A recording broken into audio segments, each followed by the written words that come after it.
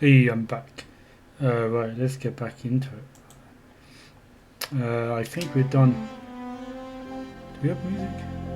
Oh yeah, it's on my headphones.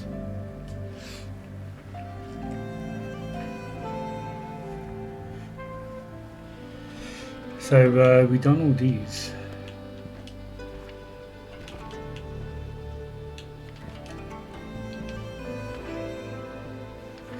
There seems to be a couple of secrets around here.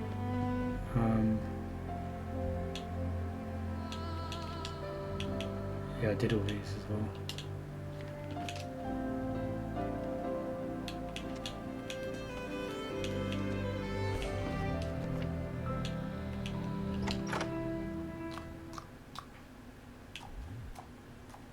Did I do this? This is a piece of art that I actually used to prototype a lot of different palettes. I would adjust the hue of the foreground and background and bird combinations. Weird or warmer taking my parking lot. Some of I just really wolves that. What are rocks like? There's so many. Yep, amazing.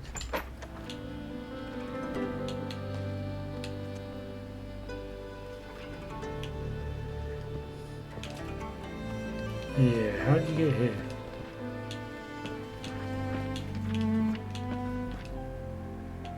Oh, there's a ledge. I didn't even see the ledge. So it was time to back up and make sure we had a handle on how we were going to manage this progression, this tonal progression from World 2 all the way through to World 6 and then World 1 after that.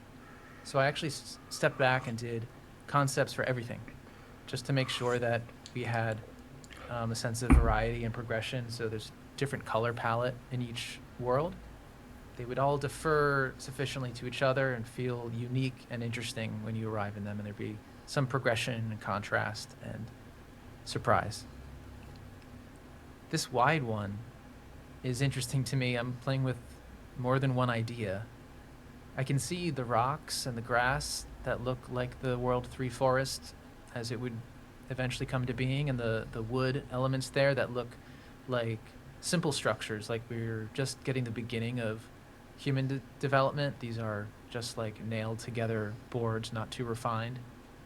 But then on the right side, there's this weird mushroom landscape. I don't even know. I think this was just like never followed up on, but it could resemble World 4, which has mountains in the distance and has an orange palette overall. It has a curly smoke coming out of a pipe or something, which there are curly clouds in World 4, but it doesn't really quite look like anything. There are two here that are quite similar. You can see a progression. Kind of wanted to give enough of a sense that like things take various forms or look very crude initially. Yeah, this is just developing the same canvas and seeing where the colors go. This becomes World 3. The palette in the background, the yellow, the large rocks, and then in the foreground, I can see I was trying a kind of teal initially. I tend to avoid obvious colors sometimes, like resist just using a bright green, but no, it felt really nice. So that's the right tone here. There's some emerald in there. There's some red and brown giving a nice contrast. And there is that density of weird plants and variety that I'm coming up with here to achieve that idea of a progression into a little bit of a claustrophobic feeling, but it's much more friendly overall. It's not a spooky forest anymore. This is a rarity. I didn't do a lot of concept art in this style. I like doing it, but John pointed out that from here we have to translate all of this to a side scroller, so a lot is lost in that translation. It's not necessarily worth all the time spent on something like this, but I did enjoy developing this atmosphere. I do like drawing tunnels and pathways going off in different directions that your eye can follow. And here Tim is dressed really inappropriately, delving deep into the forest and discovering the lair of the, I don't know what he's called, but he's the boss creature who's sleeping in his underground chamber. I think the monster has a sympathetic aspect. I don't feel too good about the harm Tim's causing him. He has really strong human legs. This is recognizably the lair of the boss you fight. This scene I actually developed all in one piece. It has like really excessive number of unique elements. There were tons of wood beams that came out of this, and I remember John said we don't need to go this far in most cases. There's some differences from the final in terms of like the exact contour of the ground and other details, but this just shows that in progress. The chandelier figures into that boss fight. Did a few versions, what it ought to look like. The first thing I notice here actually is there's a version of the chandelier that's teal that has electrical bulbs. It's funny because in the remaster we made it teal, whereas in the original we went with brown, which was not a great idea because the trellis behind it is brown, so it doesn't stand out very well. I also like looking at the clasp that holds the chandelier up. That's the thing you touch. That's like the touch target, the hitbox that releases the chandelier. So I was trying to draw attention to that. It's actually pretty subtle in the game. It's a really small thing that you can find. But I did do a version where it was much larger, colorful, and this interesting one that's two hands holding onto each other, which is pretty on the nose. You know, trying to take these game mechanics and give them a kind of human interpersonal resonance, some feeling of loss or whatever. Here's just another piece of concept art, unfinished, Oh, that's cool. developing the atmosphere, the feeling of running through the rain, which happens in World 3. I guess I like this image of Tim within a large environment, driven forward by whatever. It looks like fan art of Braid. How do you mean?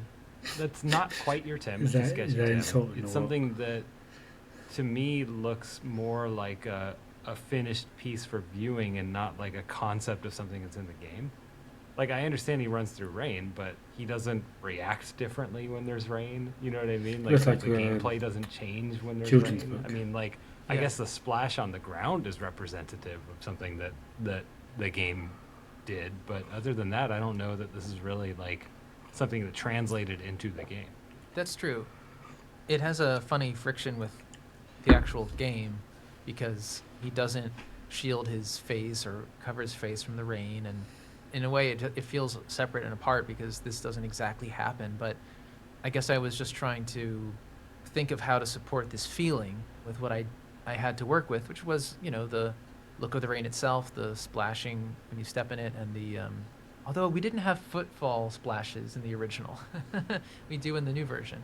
But yeah, like the big rocks, the big foresty elements surrounding him with the darkness suggested behind them. It's like a small guy in a big area. We have a couple screenshots of the game in development, and I just think it's cool to see how weird it looks as we're starting to throw in the new assets. It doesn't have particle effects, not counting the fire, but various things that would complete the look are just not present yet. You know, all the old sprites that don't really match the new aesthetic. So it's cool. I mean, when you're making things, they kind of look like hell for a long time. Cool. Yeah, I love that picture.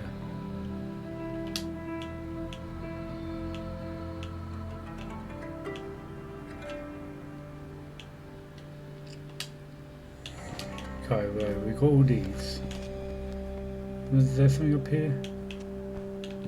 Oh, the ladder goes higher up. Oh, that's interesting. It's invisible as well.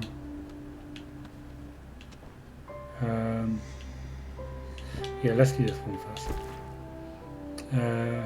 Companion. On April 1st, you announced a new feature. On April 1st, we announced a new feature that's a companion creature, sort of a chaperone character like Navi from Zelda. And this is a character called Bloopy. And he's very friendly. He's got a propeller on his head. He can appear at any time, and just if you're stumped at all, then he can, you know, get you past that discomfort. You're not here for that. You know, you want to be entertained. So as the game progresses, Bloopy remains by your side, but he does age. He does show the wear and tear on his body, on his face, and he does begin to sag over time. And you know, eventually he will die. And then Tim is alone again. Too funny.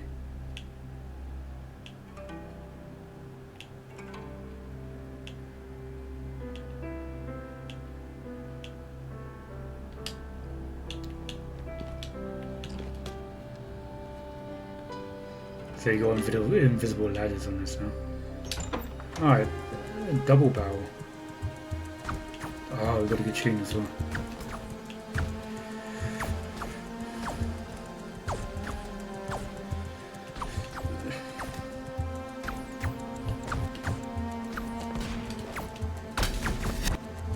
Cool. Let's see what's going on in the level first before military time.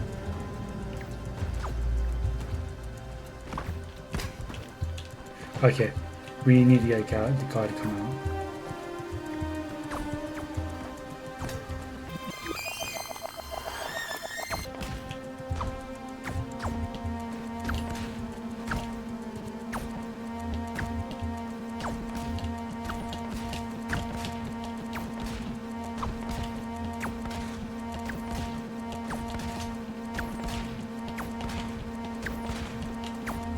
Do I need two?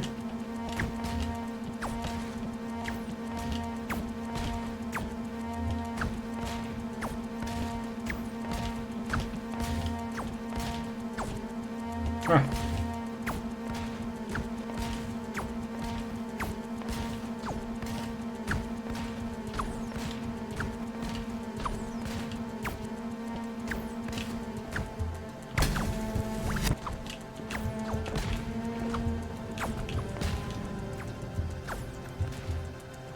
I don't think a second one comes out. That was an easy puzzle.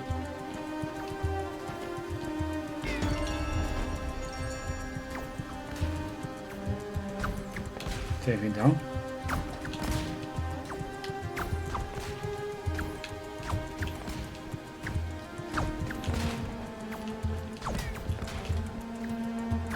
Alright.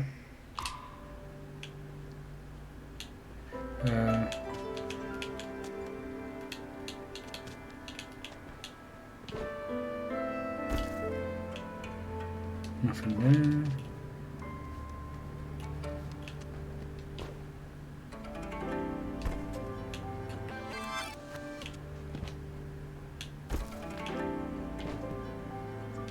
Nothing there. I think we've done this entire room now.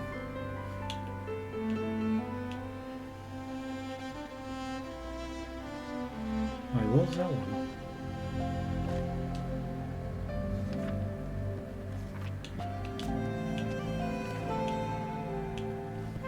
Give me a sec.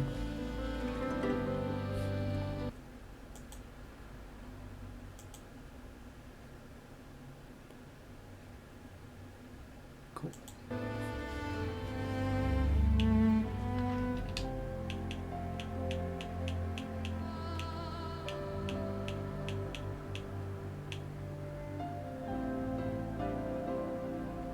I think it's the dinosaur phenomenon.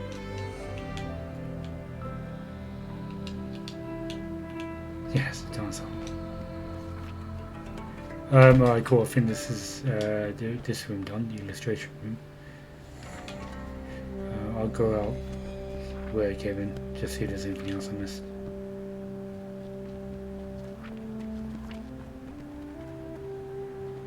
Yeah, looks like it's all done. Can I climb up this ladder all the way? No.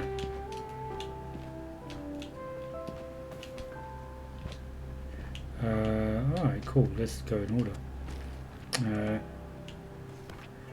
The initial silhouette. You know, I look at this image and yeah, I think the obvious color comparison here is fire. I mean, is there some notion of fire?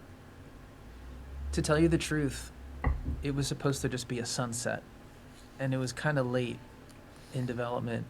I was getting feedback that it looked like the city was on fire, and I remember I brought that up to John, and he actually wasn't concerned about that ambiguity. He said, that's okay if people think that. And there are, I guess, reasons for that, but I was just thinking sunset. I guess as a product of just the way I would push light and color around, the sunset became this diffuse thing that's like seeping throughout the city. I mean, I think like the way the light works in my painting at the time is not always very scientific, so I just wanted the light throughout the city, and it became this it looks like a fire, I guess. It is very striking, though. I mean, do you still feel like, even though it came in the end, you did sort of accomplish this sort of striking imagery that you were going for? It's iconic imagery. Yeah, I feel really good about this.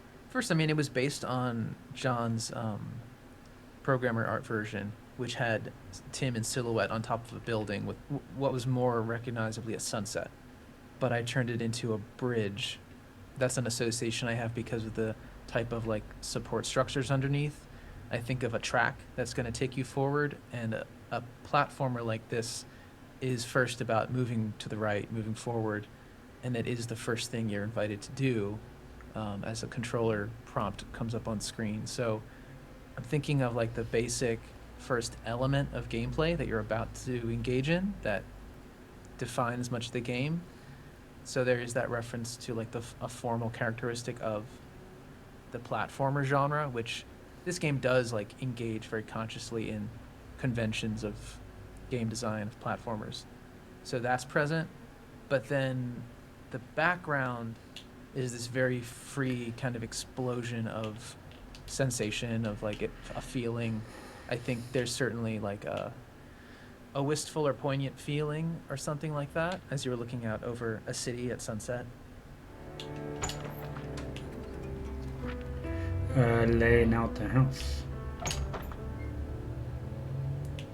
Talk to me about laying out the house, because you mentioned earlier that Did we do?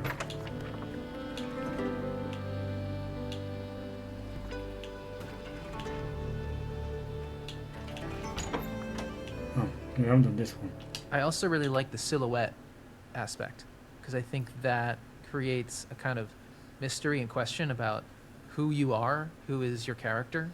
You begin to move, but you're not illuminated yet. So I think that question of who is Tim is something that's explored throughout the game, and also the world is a kind of externalization of Tim. So here, his like face is not visible, but you have the background giving a strong feeling. So it kind of creates this tension or question immediately about who's Tim, and like what's his relationship to this world, and what is the feeling.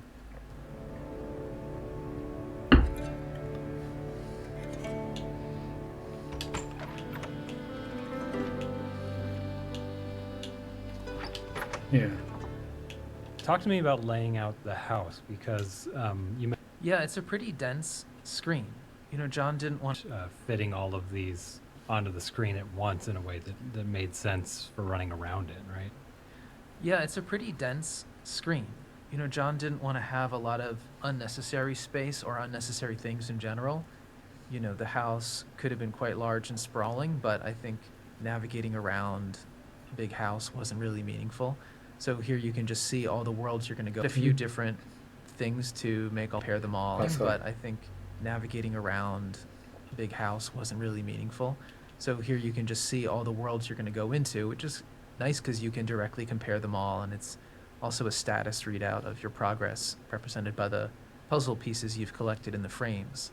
We tried a few different things to make all this fit in one screen, including ramps and different configurations, different positions for the ladder, and you know, maybe the ladder isn't the most logical thing to find in a house, but yeah, it all fits.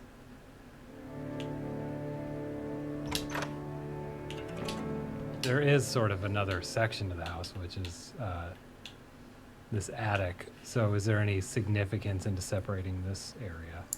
Yeah, well, the attic is not accessible in the beginning. The attic, you know, as you start the game, you can climb up the ladder part of the way and see the attic, and you need to finish the worlds to win each part of the ladder so that you can actually go up. So it's something early on that beckons you, that you know is in your future if you stick with it. It's a more withdrawn place. It's like clearly not just a storage attic. You can see there's a desk and some things in there. So it's maybe a place that presumably Tim uses. Maybe he has some private moments or private thoughts there. The background there, this view of the city when you're in the attic, is creating maybe some kind of wistful or distant feeling, like you're far away from things. Kind of following up the first view of on the bridge, which is of course very fiery. Now this is a much cooler impression much more distant and cool. So the warmth is in the house, but the world is kind of far away. You're in Tim's private world. Cool, done those ones. What's beyond here? Oh, there's a lot of stuff. We'll get onto that in a sec. Let's just go to storage room.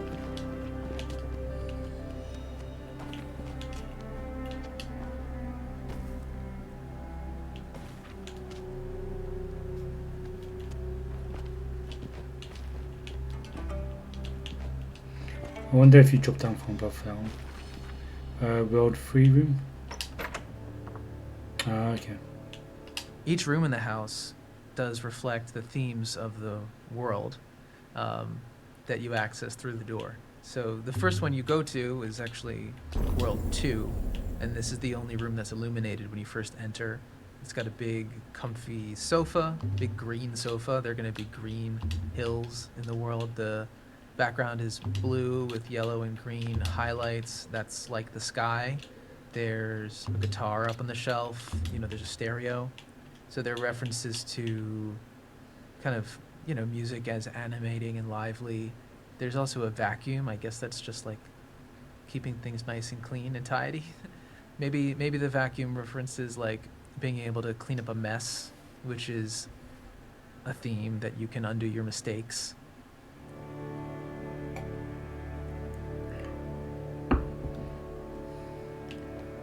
In the second room, which is for World 3, the bear is there on the shelf.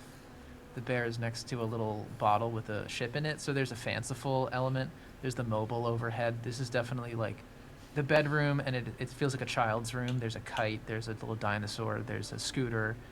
These are childhood things. They're out, they're in use, they're active. So there's a sense of play and whimsy here. In the next room, for World 4, the bear appears again, but he's flopped out of a box. So the childhood things have been packed away, and we're revisiting those ideas from a different perspective. And that's reflected too in like the puzzle painting for this world.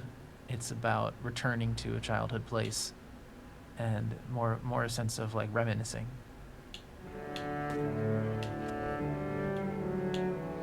Was it this one next? I'll be honest, I don't know if it's like good to explain everything, and I will because that's what I'm here to do. I enjoy it, but I also feel like these things are just supposed to work subliminally, and there's a whole discussion we could have about, how, and I don't know if like exactly what I would even say, like what my thoughts are, but I think there's something to preserve about how art, you encode things into it intentionally, but then it's not that I want people to take one thing out of it. Like if I just wanted them to get what I was thinking intentionally, I would just say that, but the art is there to stimulate imagination and be kind of, it becomes your own when you receive it. So when I say like, oh look, it's duality, so there are two lamps pointing different directions, it sounds very simplistic. But if you get that, great, and if you don't even think about it, that's great too. Well, I think it's worth having that conversation. So for me, I agree that art should work subliminally, subconsciously, whatever. And this isn't a particular detail I, noticed or could put a name to, but I might have felt. I think that it's enriching to hear those thoughts after the fact. Like I've already done my pass, like my brain has done its own pass. I'm interested in other perspectives now, so I don't necessarily think that explaining these things to someone who's already gone through the game, as an example, is necessarily like pointing them in a direction or not. I think it's just kind of adding, but I see your point where like there's almost this difficult balance of people thinking artistic intent by the artist is like the only canon, right? And it seems like that's kind of what your fear is. Exactly. Yeah, I like hearing what artists are thinking and what their process is and what they intend when they're making the art. But I definitely don't want to get in front of anybody forming their own impressions. Yeah, I agree with you. I would hope that people have a chance to form their own impressions first and then come to this commentary for like more enrichment or something. So for you, the commentary should come after playing the game. Yeah, I think so. I think play the game without commentary first. Because the worst thing is if people don't trust their intuition or think they need a map to the meaning of things, then I feel like what I'm doing is counterproductive.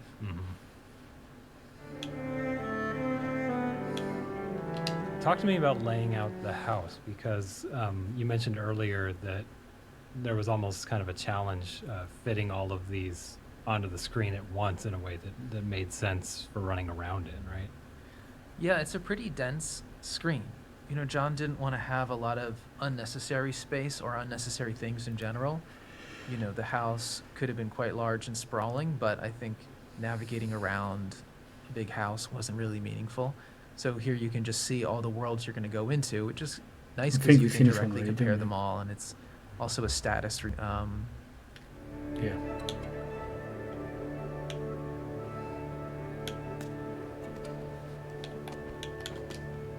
Is there more up here?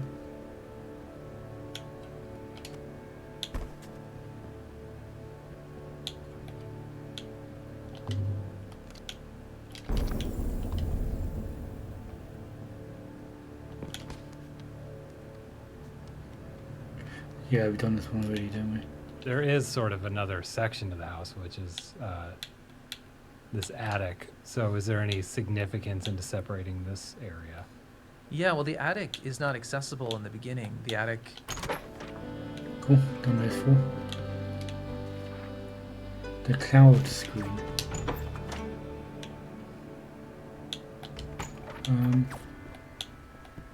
Yeah, no, we have not done that. So we're looking at a cloud screen, in particular the cloud screen for World 2. Now, you actually iterated on this screen quite a bit. So, you know, what's the screen meant to sort of convey or have people feel, and what was your approach to it? the cloud screen, which we called the world and story screen as well, though it's kind of a mouthful, is a liminal space. For those of you who like liminal spaces, this is a perfect example. It's an in-between space between the what we take to be the real world of Tim's house and the imagined worlds or created worlds that you go into. And it's a moment of reforming, reshaping. The clouds are a good metaphor because, as we know, clouds change shape, and a lot of people like to look at clouds and see things. So there's an imaginative, like, projection onto clouds very often, which fits the whole theme of the game, of these kind of created worlds that are an extension of Tim. The clouds were present in the version of the game that John showed me when I joined the project. He wanted clouds. We had a kind of fun digression into some alternatives that didn't work ultimately, but it was, I appreciated that he was very open to me trying things out. So yeah, I mean, you went through some iterations on this screen, and you know, I don't want to go through the pieces of art right now, but it's like, I do want to discuss that basic idea of there was a time where you wanted these screens to sort of be a preview of the world you were going into. Right now, every world has the same screen, except that the text, the story is different. But this was an idea to differentiate them. And I think that's cool. I don't remember why we didn't do it. It might have been, you know, I think maybe one problem was just that if we were to screenshot the level layout and shrink it down, it might just not look terrific, especially for worlds that have very thin floors. Then the question is, what do you put around it? And you have to paint something very fine grain to make it match, or generalize it all to a simpler version. It just wasn't a priority. There were some tricky things about it. Plus, probably conflicted with reading the text, so that didn't make it in. I think when we were doing the HD version, I may have proposed that again as though it hadn't happened before, but we didn't do it.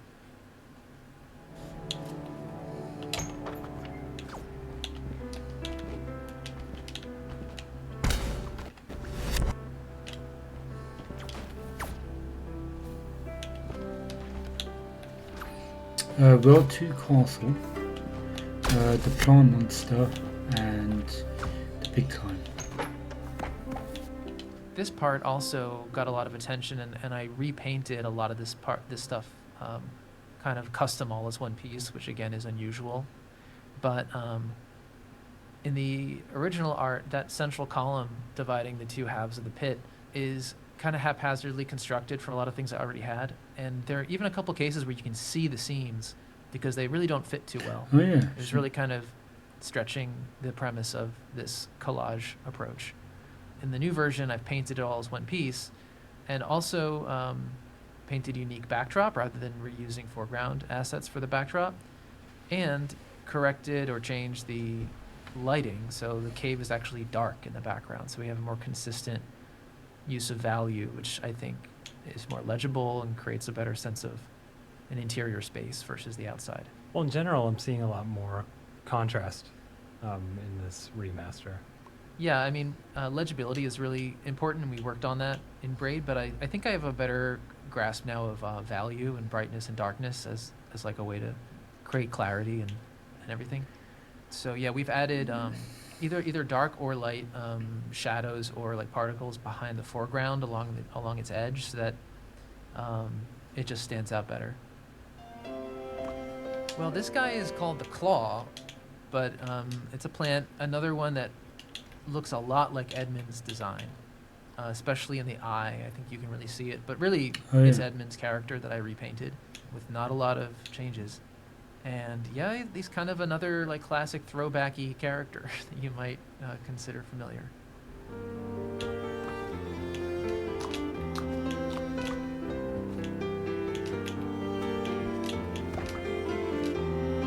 Similarly to framing the puzzles, you're also framing the castles. Right. As sort of a new thing here, right? Right. There's often kind of an empty space before the castles. And yeah, I did like wonder, is that empty space something to preserve? I mean, it's nothing to say empty space is bad. I think it kind of creates some anticipation, like you've just gotten through something and now there's kind of a break. But since it's a remake and we're looking for places to do new things, it actually seemed like a pretty good candidate for some new scenery. And so in each world, there's new stuff as you approach the castle. And I think it turned out pretty well. I think it was like not a bad decision. So here it's extending that idea of a very pretty, cultivated place, safe and harmonious, and kind of just taking the castle atmosphere and extending it outward a bit more. I like the shadow here when you go under that overhang, that Tim falls into shadow. So that's something we did wherever we could. So what are these castles to you? What do they sort of represent to Tim in your mind? Well, let me just get out of the way that the castles are also a familiar game trope that we all know. So we are kind of referencing the history of games and consciously using the format of a side-scroller to do something with a little bit different vibe, more personal and introspective. But what they actually serve in the story, I think, is kind of representing Tim's aspiration, idealism, castle being something really far removed from his like modern urban dwelling, but again is kind of a fantasy castle. It's not like referencing here like necessarily feudalism or like other things you might associate with like the construction of castles, but it's like something beautiful to aspire to, that his search would bring him to something transcendent.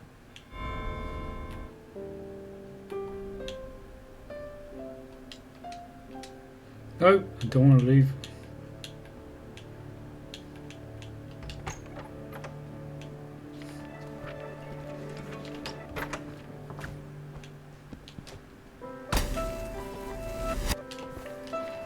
Right, cool. The big pit. But I like this part. I like jumping down the big pit. And it's a good place to appreciate some of the new animation transitions and footstep particles.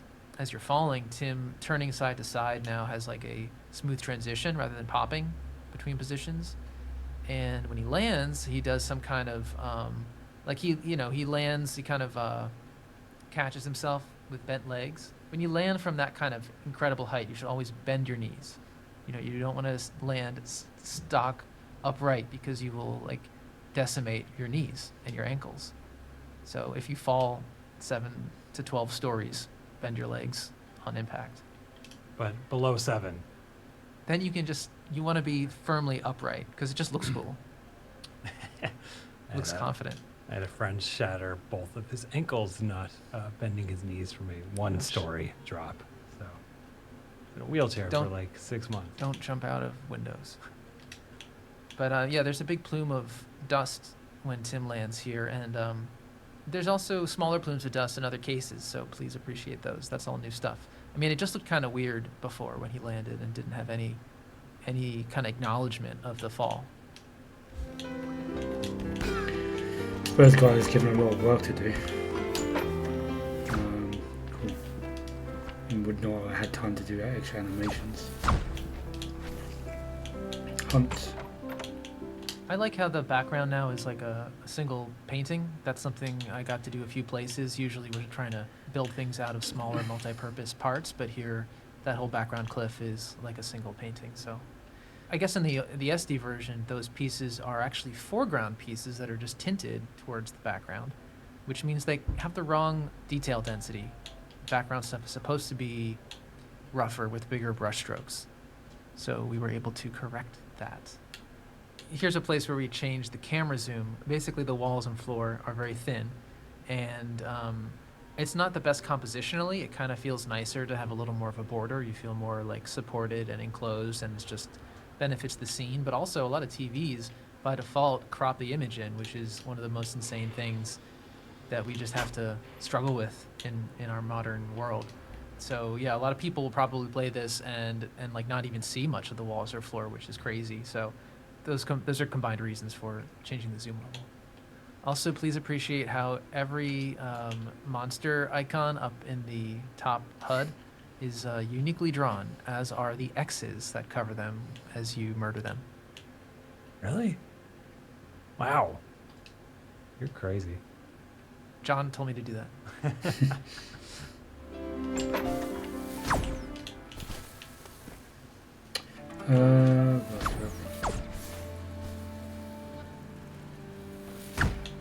There's a lot of stuff in this.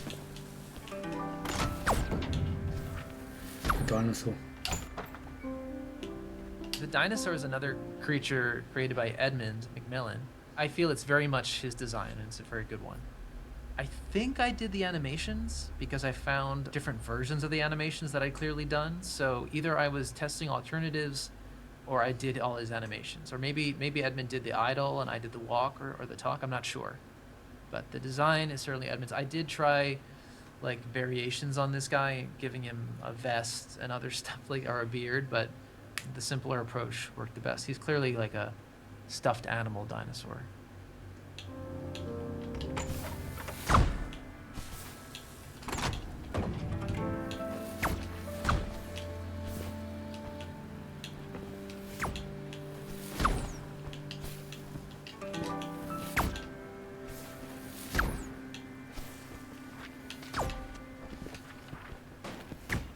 Alright, I suppose we'll try here. What was this one? General feel of brush strokes. This is a great place to look at the living painting idea, which is an extension of stuff we were doing in the old version, which has large paint strokes kind of free floating. There's an idea of fragmentation, of the world breaking down into its component parts, showing the hand of the artist, showing the artifice, the created nature of it, the fluidity of it, the malleability of it. And so in the new version, we extended that with these live brush strokes, which were one of the most laborious things to put in. I manually placed them. I mean, first of all, I created a whole series of brush strokes that would match different areas in the painting. So the different types of trees and shapes that you see back there, like they're the pointy evergreen style trees, and they're the little round trees back on the hill, and there are brush strokes in the grass, and there are those like bright contour highlights along the hill. All of those got brush strokes, which I made to be as multi-purpose as possible, but in some cases they are like specifically for a certain area. I guess the hope is that you'll at some point put the controller down or just stop moving and just look at the screen and enjoy a kind of lava lamp effect, that it's soothing and enveloping. Maybe at a moment when you're stumped and not sure what to do and you're thinking, that would be the moment where you really appreciate these details. I feel like you can run through and maybe not catch some of them, but I did spend a lot of time on it, so hopefully that's worthwhile. For me, I may have never noticed these if you didn't point them out. Like I might have noticed that, you know, there was some, I don't know, wiggling going on, you know, like, but, you know, you did spend a lot of time on it. And, you know, I guess, do you mind that something you worked really hard on isn't necessarily noticed and might be entirely in the subconscious, if anywhere? A little bit, because that wasn't the intention, that it wouldn't be very noticeable. It's always a matter of figuring out how subtle to be, and that was definitely a theme on Braid both times. I want you to notice these things, but I don't want you to be distracted by them. It was a process of like tuning the speed of these effects to kind of find out how like loud they should be, so to speak. If you rewind and like you know, you can rewind faster, like if you hit I don't know what it is on different controllers, but rewind and then hit the bumper, left bumper a couple times or something.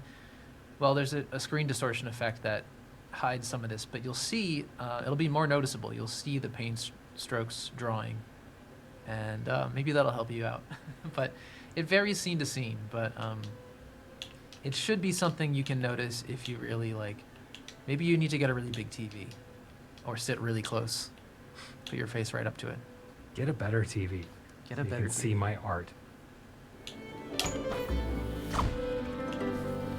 The little monster guy. The design of the basic monster character was definitely influenced by John's original programmer art character, which is a kind of flat affect or kind of moody looking yellow lumpy thing. And then Edmund McMillan worked on all the character art before me, although in a lot of cases I redesigned the characters' faces and features. The animation cycle here is the same, so like the shape of the feet and how they're moving is Edmund's work. And when Edmund's version was like a brown hairy guy who looked kind of gloomy also, so it was always like a lumpy or hairy little round guy who looked moody. You know, he's basically a Goomba character. Are Goombas kind of moody to begin with? They're kind of grumpy and moody. I mean, they have no mouth, right? Like it's just They have a mouth. eyes. Oh, in the Sprite, you're right. In the Sprite, yeah, the original. I mean, sure, now they do, but they tend to have, it's not furrowed. They have like diagonal brows, whatever you Yeah. would call that. So there's sort of a like grumpiness to them, I'd say. They're grumpy, yeah. So I think that's in keeping with like the inspiration, but they've got more of a human face, maybe more of a Tim face. I don't know, like I guess the texture of the hair or whatever is just sort of a shape I came up with. It's kind of feathery, so they're kind of feathery shapes. I think it was just like a furry, feathery thing that appealed to me.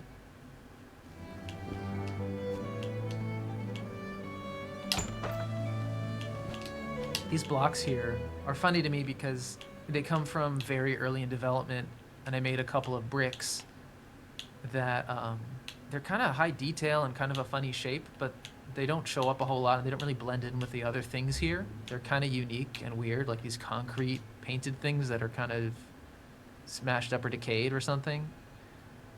And there's like some kind of sheet or something on it. Like what do you think that is? A sheet? Like this sort of reddish hued thing that's on the concrete block. I think the top of the block is just painted red to help it stand out as a surface. I don't know. They're like highly detailed painted things that are, I don't know, it just reminds me of sitting there painting something in a lot of detail, not knowing what it would go with. Actually, somebody wrote to me a while ago, and unfortunately don't remember his name, but he was really interested in Braid and doing all this research and like analyzing it in incredible depth. And he had a lot of developed thoughts about these blocks. Interesting. But in reality, you just kind of you just painted too much until you were satisfied? Yeah, I mean, when I'm painting something like that, it's coming from somewhere, and I'm making shapes that are interesting to me, and that's great if people find something in it. I mean, that's the whole point. But it was definitely a case where what he'd found was far more developed and interesting than whatever I was conscious of.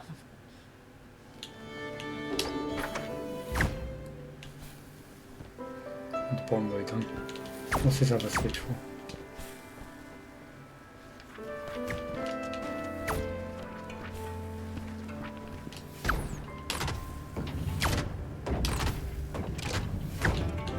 Okay, fair enough.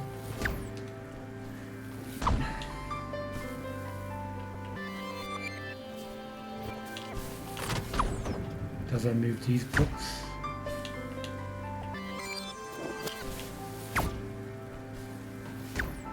Doesn't look like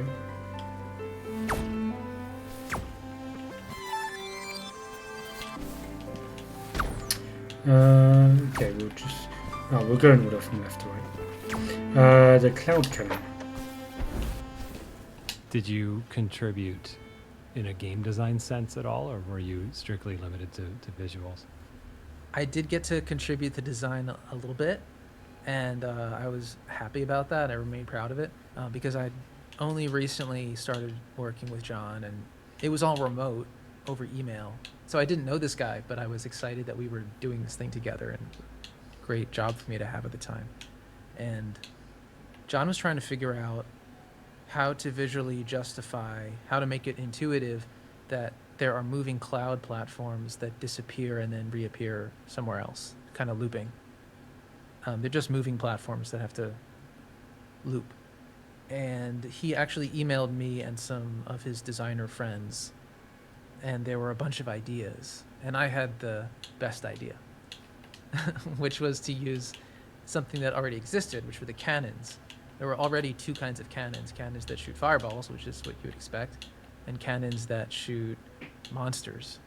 So there was already an idea that cannons can shoot non-obvious things, and so the cloud was just another extension of that, a cloud cannon. And that way you have the cloud itself is the visual starting point of the cloud, and when the cloud hits an object, hits a wall, it will disperse, and then the cannon will fire again. So yeah, it was just like kind of an elegant solution.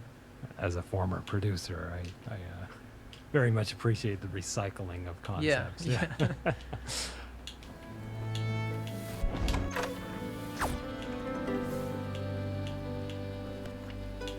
Oh, I haven't done this one. Additional note from John about the clouds. It's worth going into the situation with the clouds a bit more. Early on, I had wanted some kind of platform that you could ride on, and some other games had clouds, so I did clouds too. But they were implemented in a very simple way, where they would move from left to right through a marked out region of space, and when they got to the end, they would disappear and reappear back on the left. This provided good baseline functionality, but I felt this was a very programmery behavior for clouds. Programmers understand things wrapping through an interval, but for normal people it seemed weird. And understanding this behavior was important when puzzles got hard, and when you began slowing down the clouds and so forth. With the old behavior, if you used the ring to put two clouds closer together, they would stay closer together afterward as they kept wrapping through the interval, as opposed to now when they eventually disintegrate and are replaced by fresh clouds that are evenly spaced. Also, when the clouds wrapped back to the start of the interval, they disappeared abruptly, which looked and felt unpleasant. When David suggested making a cannon that fires clouds, and turning the clouds into temporary objects just like cannonballs, it seemed like a pretty good idea to me, but I wasn't sure if we should do it, since we already had some levels that used the older style of clouds, and I might break those levels by changing the cloud behavior. In particular, there was one level early in the game that was full of lots and lots of clouds moving at different speeds to make a big mess, because I thought the mess was funny and interesting, and I wasn't sure how that would go if there were cannons firing the clouds. Thankfully, though, I decided just to change the behavior to David's idea, break the game, and fix the levels that needed fixing. The area with a mess of many clouds I just simplified down to something cleaner, because the mess of clouds was not a very deep idea overall. This eventually became the beginning of the level called the Cloud Bridge, which now has merely one cloud cannon on the left-hand side. It's worth going into the situation with the clouds a bit more. Early on, I had wanted some kind of platform that you could ride on, and when they got to the end, they would disappear and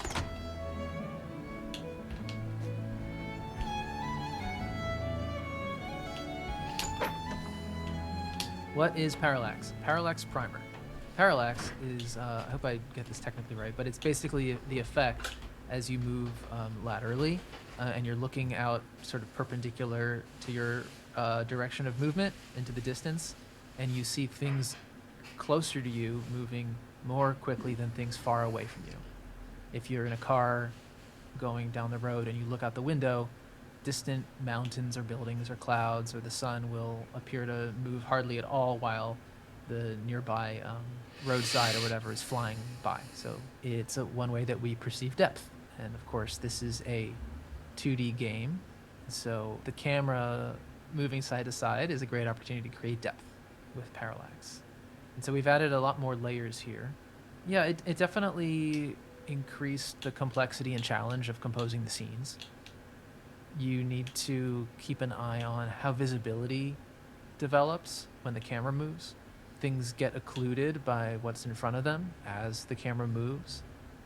And you want to make sure that the composition works as it evolves. And you don't want to put stuff back there that is never visible because it's always occluded.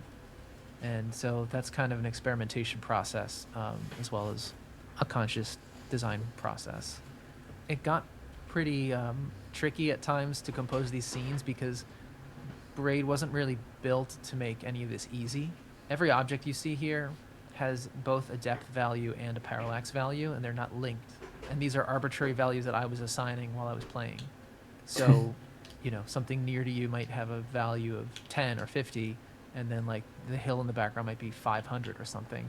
And these are numbers that I picked, again, arbitrarily. They varied from area to area, and I kind of would develop like a routine or a kind of a tendency, but then that might evolve. But I tried to leave enough space that I could put other stuff in between as well. Then the parallax value is separate, so it's on me to keep those things straight, because the problem is you can have conflicts between the depth value and the parallax value. So something that's visually behind other stuff moving faster than it, now you have a conflict, and it's kind of brain breaking. It looks horrible. So you absolutely can't have that. But I had to like manually track all that stuff. And you know, when there are not too many parallax layers, it's not too hard to like throw stuff in and then find the right gaps in between for new objects. But then when I came back to add a lot more objects and it gets denser, it's very easy to find conflicts. And then all you can do is like subdivide your values more into like decimal points, or try to shift things back to create more space. So it's kind of silly. You know, when I'm hearing that there's, you know, a depth value and a parallax value, right? To my mind, that's just universal math. You know what I mean? That like, oh, just keep a spreadsheet of like, know that if something's at this distance, it's this value, right? But you're saying you just kind of like observe. I'm an artist, Frank. I was about to say Sigma I as well. shoot from the hip.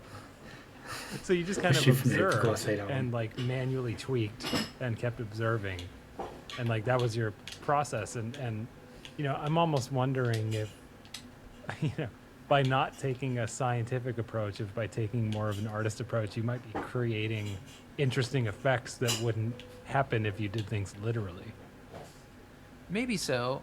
I don't know if it led to interesting stuff or not. I mean, I definitely did, in one instance, make a spreadsheet because there were enough values and things to keep track of. So I did make a spreadsheet for the depth value and the parallax values at one point. But I don't know. I think I just, again, it was simple enough in the early stages that the tools kind of encouraged me to like throw something in, and then like it would be at a default value, and I would like throw it back 30. And then that would be fine for all the stuff of a certain kind, like all the trees back there. And then, oh, this one's in front, then I'd hit like Shift W or whatever and bring it forward. And it just kind of was simple enough to work that way. Got it. But yeah, it did get to a point that I dug myself into enough of a hole. I had to make a spreadsheet. Yeah, it makes sense, I suppose. I want to see him mess up. Yeah, no, I'll leave the program for later. Let's go next one. Oh, I think it doesn't. No. What is parallax? Parallax primer. Parallax is, I hope I get this technically Maybe right, this but it's is basically the effect as you move laterally, and you're. No, how to do this one. So far, a lot of the upgrades have been these sort of incremental things, just kind of bringing the game up to par at 4K. But I'm very glad we found areas to really add like notable features. John had guided us away from a Star Wars special edition approach, which is to say just putting things in to have more things. We really didn't want to disrupt decisions that were good decisions that we'd made before. But thankfully, this was an area that looks kind of barren in the original version, certainly relative to its importance, which is that it's got one of these puzzle frames, and that's kind of a big deal. There's a puzzle frame in every world, so this, in each case, this was an opportunity to add some scenery. And here, it's just to make it more unique. Rather than having more reused flowers and things you've seen before, it's a more cultivated feeling, like a garden, like people have put care into it, which totally fits the theme of the world. A sense of optimism and upkeep and tending to the garden. And did you feel the freedom to upgrade this because it was so barren? Yeah, there are cases where I tried more aggressive redesigns. Mostly those are not in the game. And it always just felt like, I guess there's just some awareness of the audience. Like, we don't want people to be disappointed or feel like now you've made an alternate version that now I don't know which one I like more kind of thing. Like, we wanted to make a new version that would be easily accepted as like better for the most part, and you can always play the old one. But we didn't want to make one that just felt like a diverged so much it was now like going to create a lot of controversy over which one was more kind of correct. I don't think I felt like too much kind of respect or kind of like deference to my old decisions, but once I got in the weeds and tried to do something different, it just felt senseless. Like, it felt like things I'd done before had been done organically in a certain context, in a certain like train of thought, and it felt kind of hopeless and ridiculous to like radically reinvent stuff. Like, I did a couple mock-ups of like completely changing how like the underground boss area in World 3 looks, and it's just kind of silly and pointless. Cool. Just give me 1 second.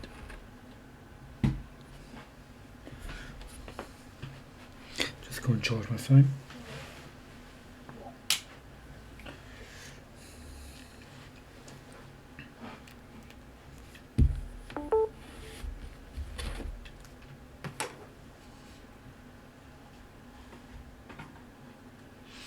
Cool.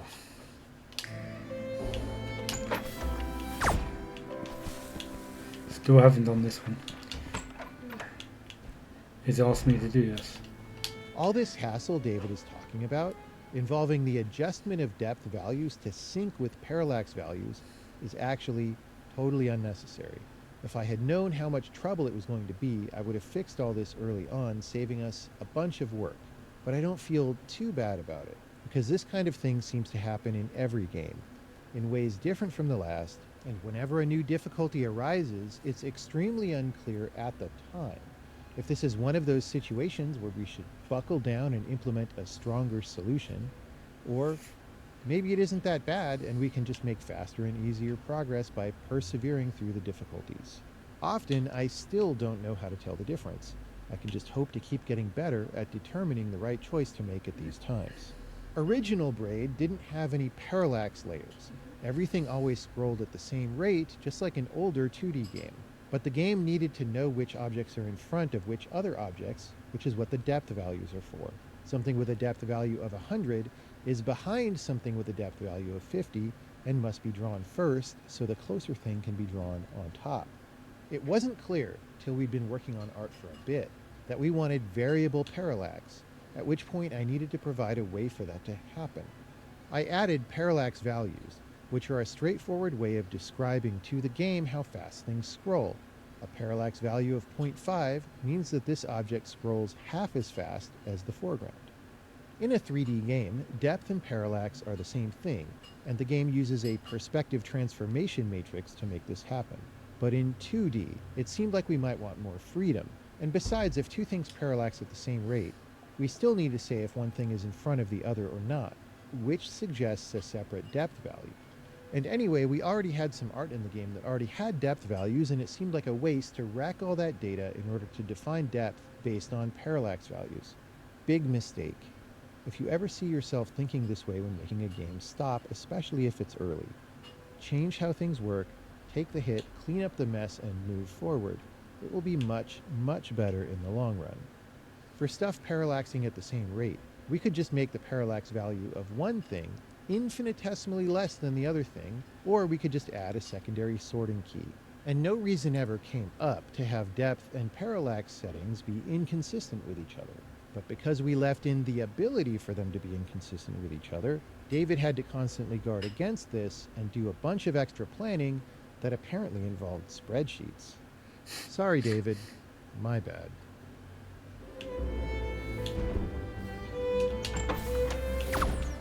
Yeah, that was the book in question. All this room's done. Now I got this room. Let's see how many more rooms are.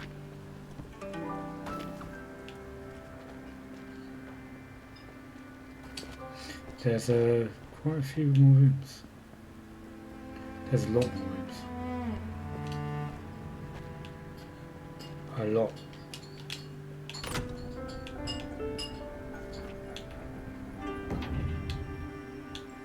Now,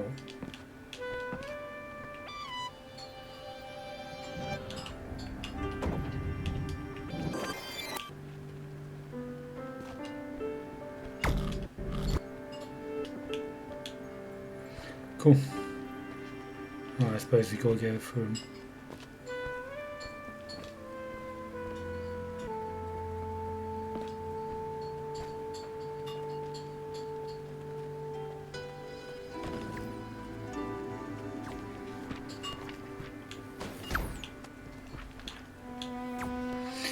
Both free visuals and the graphical effects on winding objects. Double checking everything there.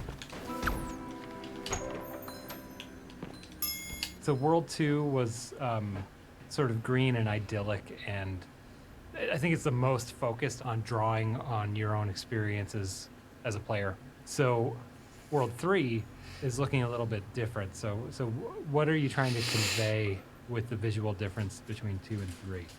Well, there's a through line from World 2 to the end of increased danger and increased human presence or human-made structures. So we're connecting the second dot here with World 3 and trying to just take one small step towards danger and human structures.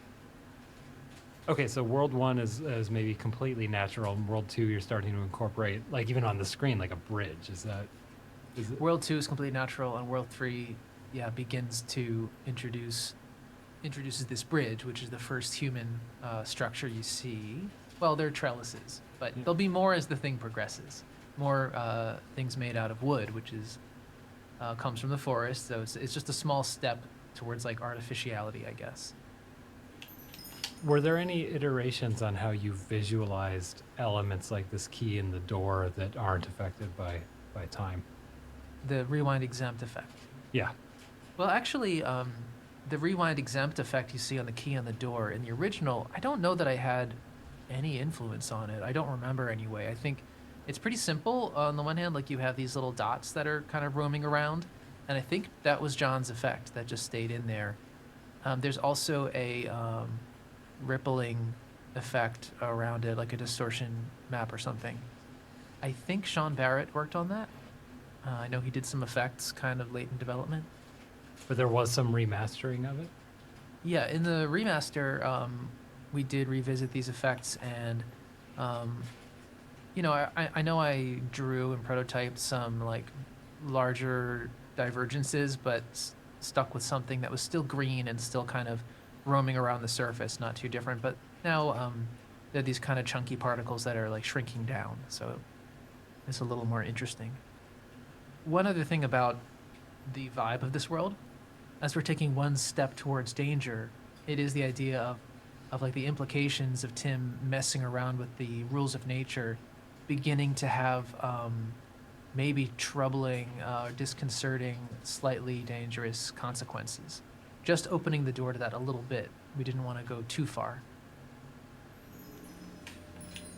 I wanted to create a sense of like encroaching unease by starting with this forest that looks very lush and beautiful, but as it progresses, would become oppressive in some way. So there are plants that are kind of increasingly fanciful and strange that become more and more dense as you go along. So that was the intention.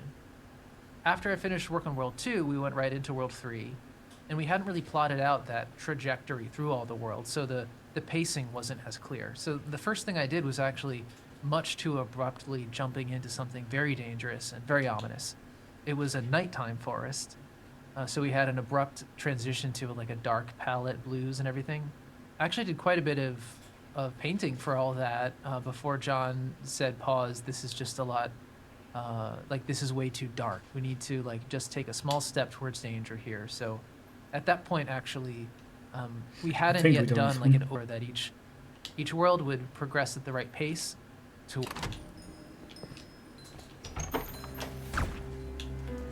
Yeah, I think we did. Trellises. the trellises are a common feature. In the HD version, we added more variation across them, so there's like a secondary texture that has a lot of moss on it, and we use kind of mask effect to say when that second texture should show through, so we can create an irregular mossy effect. That was something I think John brought forward, that he wanted to break up the monotony or the repetition on the trellises.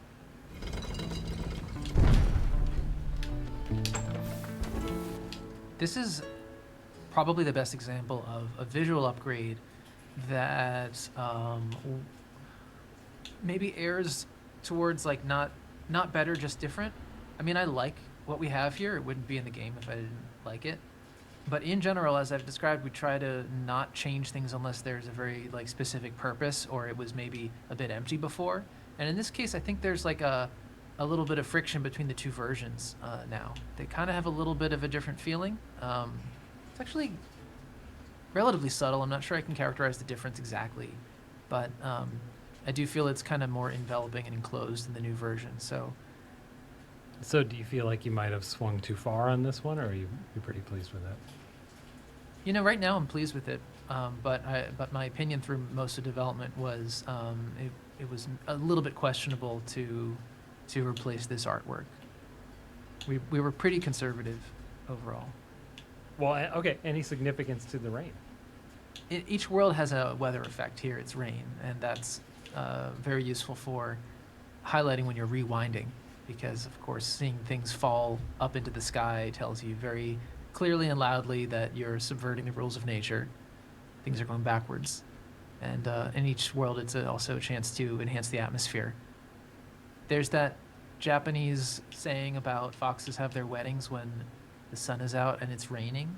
So there's something magical about rain on a sunny day. I guess it seems contradictory, though it does happen.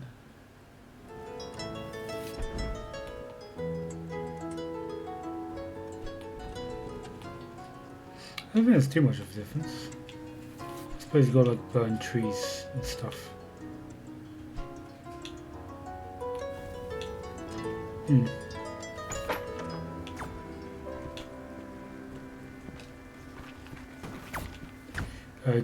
Create an impression on this level.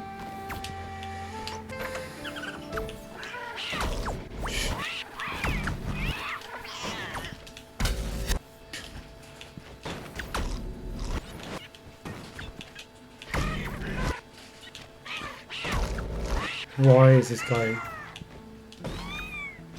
doing this to me? There's this bright red bush that's kind of like an explosion where the fireball hits the ground. Here we have another puzzle area and an opportunity to add some new scenery. I guess I just always like big hollow trees.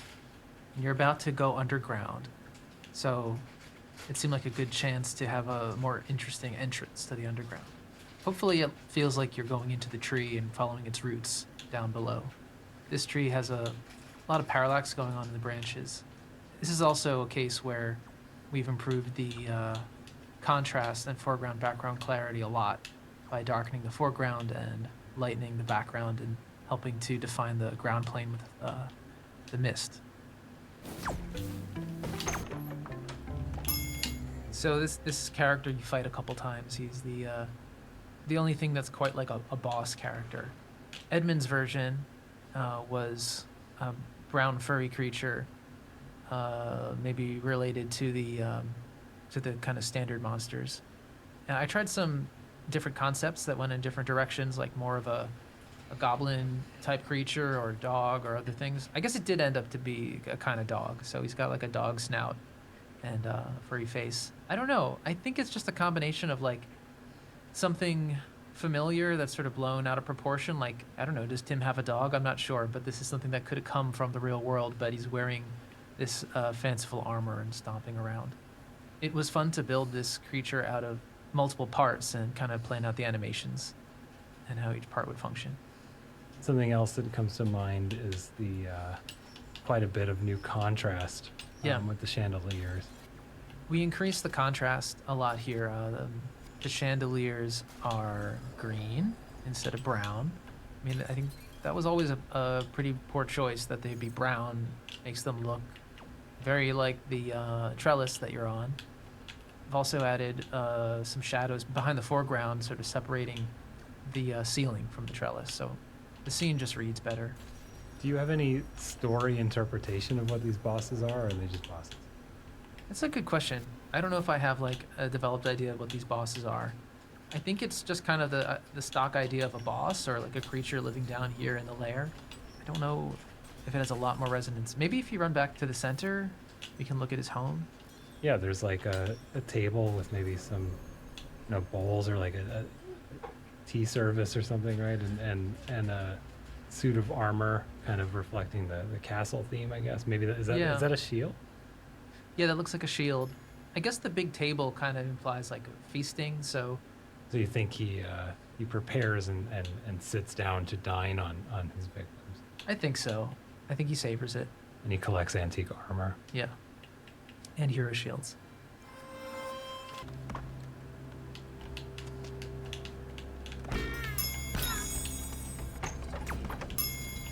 The upgrade here is all about improving the organization of space. Since you're moving between these different compartments, I like the idea of just differentiating them visually. It enhances that, there's a contrast. You're going from underground to above ground and back again, which just makes those transitions more interesting. There's also, in the middle of the stage, there's that area with the ladder and the tree and the gate, cobbled together in the old version and not very elegant or united. So in the new art, it was a chance to make it really feel like a tree, like a hollow tree with roots going down. Old version and not very elegant. There's also in the middle of the stage, there's that area with the ladder and the tree and the gate, cobbled together in the old version and not very elegant or united. So in the new art, it was a chance to make it really feel like a tree, like a hollow tree with roots going down. And I feel it hangs together a lot better. So to me, that's was kind of crying out for improvement.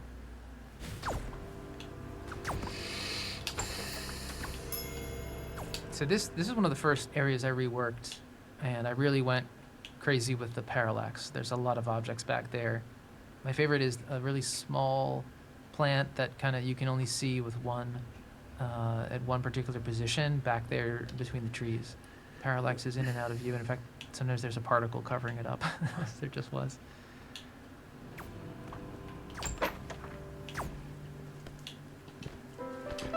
I like his commentary is like more shorter and more concise.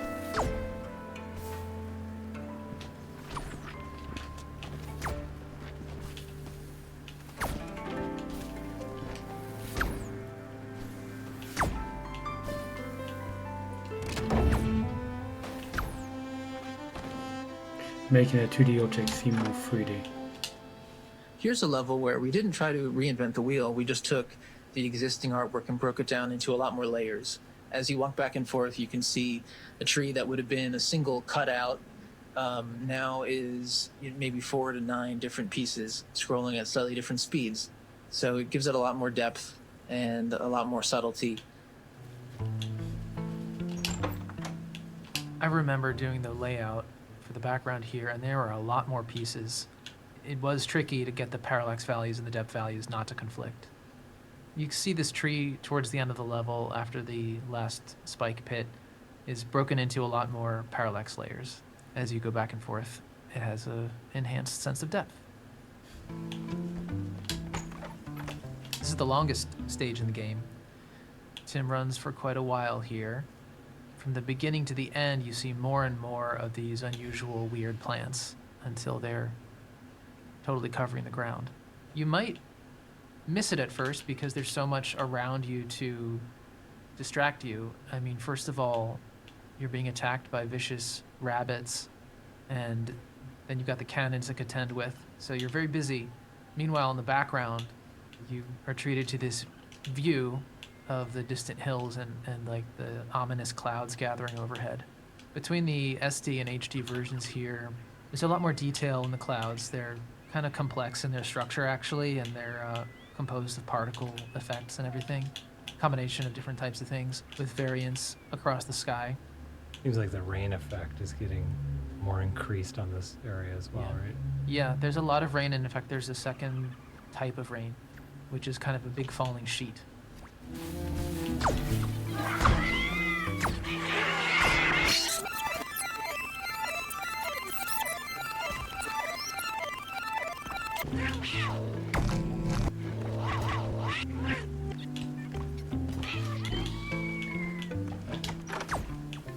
So the more objects we have, the richer the scene feels. But then a really large thing like the rock begins to feel flat if it's not parallaxing.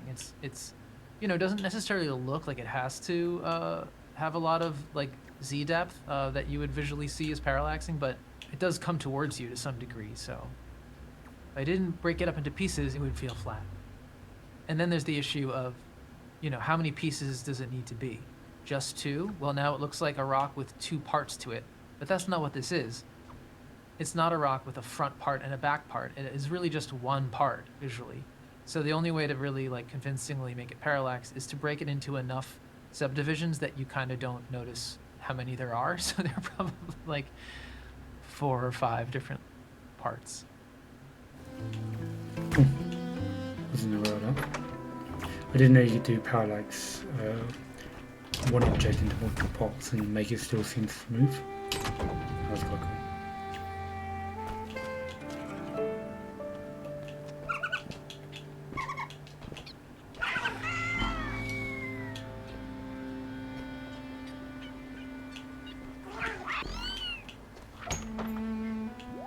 The pit stage first was introduced in World 3, so we're kind of iterating on that.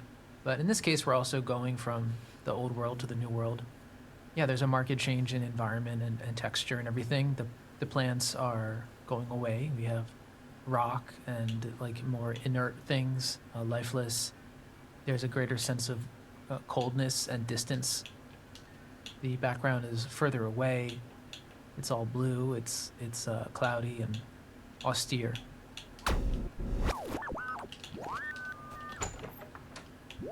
I feel this is a good world to observe the live brushstrokes, because as you run back and forth, you can see the painting being done and undone. Those are on the foreground rocks, and in the sky, there's those diagonal strokes in the sky back there.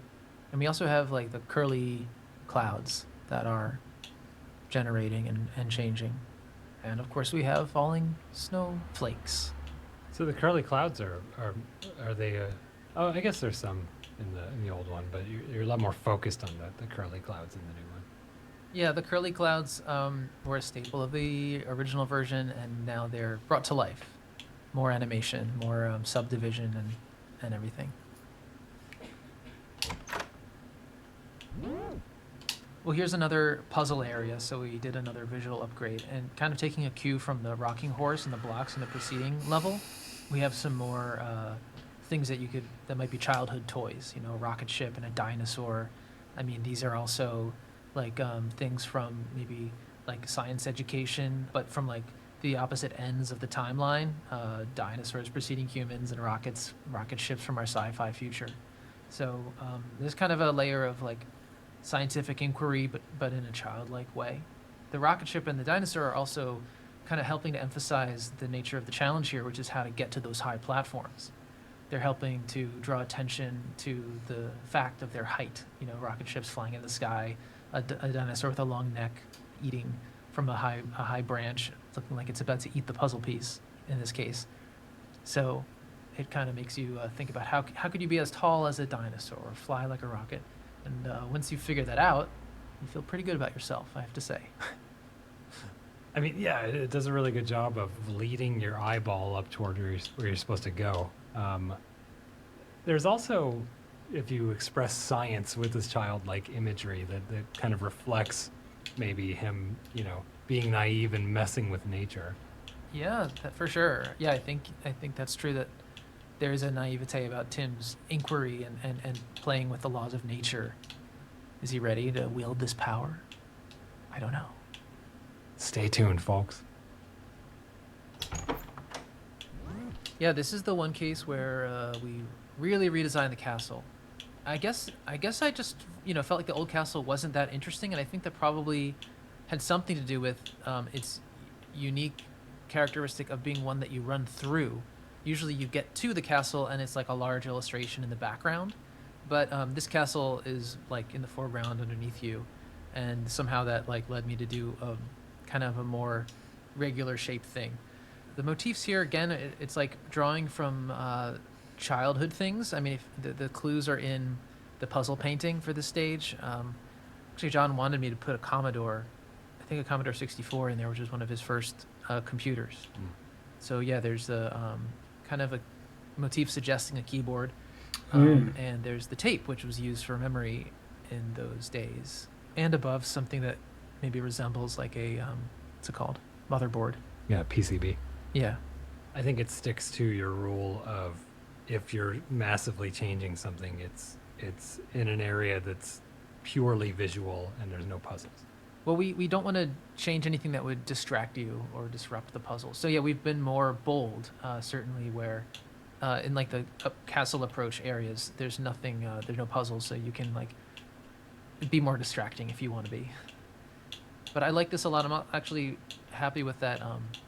The cassette is just built from particle systems, like very normal particle systems, and I just figured out how to make it look like it was running.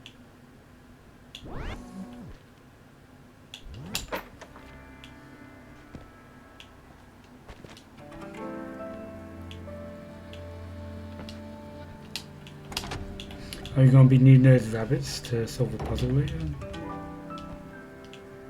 Maybe get the rabbits on here and bounce on them. That won't be quite hard to do. What was this one about? The ideas behind World 5 visuals. World 5 is about a choice and about a crossroads and what would happen given two different decisions. And because of the time bending here, we're actually able to experience both. So when you rewind, we get a shadow version running in parallel with the other, where you have two Tims doing two different things with two outcomes. Narratively, this is about a decision and going in two very different directions. One being a kind of domestic safety and security, and the other being a kind of wilderness of some kind, like to stay or to leave. And so we have all these domestic things that look like not only domestic, but like very nice, very opulent and comfortable, that are thrown into a swamp, that are combined with like nautical motifs as well. Large wooden columns you might see on a pier or the mast of a ship, and yet you've got like big comfy duvets and pillows and things like that. So there's a contradiction here, and we get to see the confused intersection of these two possible futures, I guess. I like this level. I feel like good about the upgrades here. It's another case where the background helps to subdivide the space and create a sense of inside, outside, above, and below that wasn't as strong before. Now, in the remake, you have some kind of Japanese-inspired architecture. Did that come from your own life? Yes. Actually grew up in a house that had like Japanese influenced architecture, and there are actually a lot of things throughout the game that are taken from my parents' house, where I was living when I started to work on it. I had finished art school, I'd moved back home, and for about the first half of the project before I moved to the Bay Area, I was working for my parents' home. So there's like random things here and there that are taken from there. Yeah, we had a house that had like sort of sliding screens in front of the windows in certain rooms. Are the rugs also? I think that zigzag pillow in the middle, the colorful zigzags, is literally a pillow my parents had. And the rugs, yeah, they had some kind of Persian style rugs as well.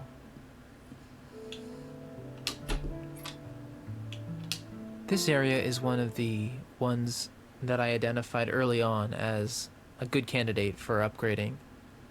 It's another case where there's a natural spatial distinction here that can be enhanced by adding a bit more window dressing. This enclosed area contains a puzzle, and you're likely to go in there and mess around a bit before exiting, so enhancing that inside-outside distinction was a natural way to go. And in this case, there were some visual cues that I could pick up on, like these drapes, or I think of it as kind of a rolled up sail, but also drapes. It's a bit confused, but it kind of functions both ways. I could extend that motif into these hanging drapes in the background.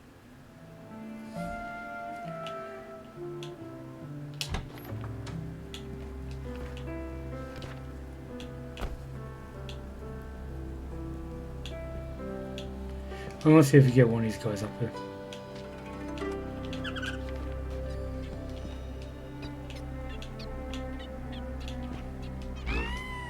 Nope, don't do that.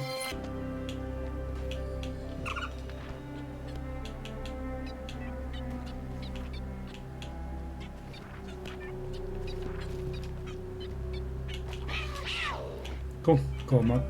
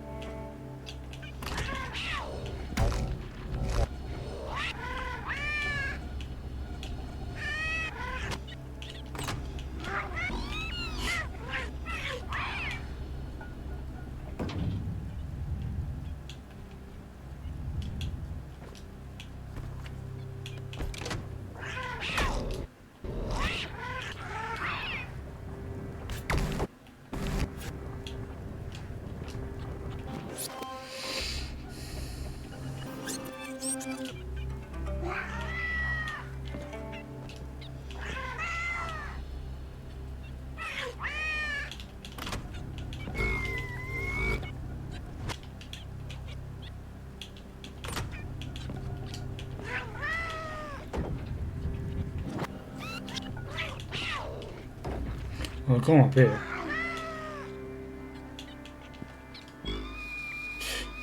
Yeah, no, I'm not going to bother. Don't think there's anything I do with that.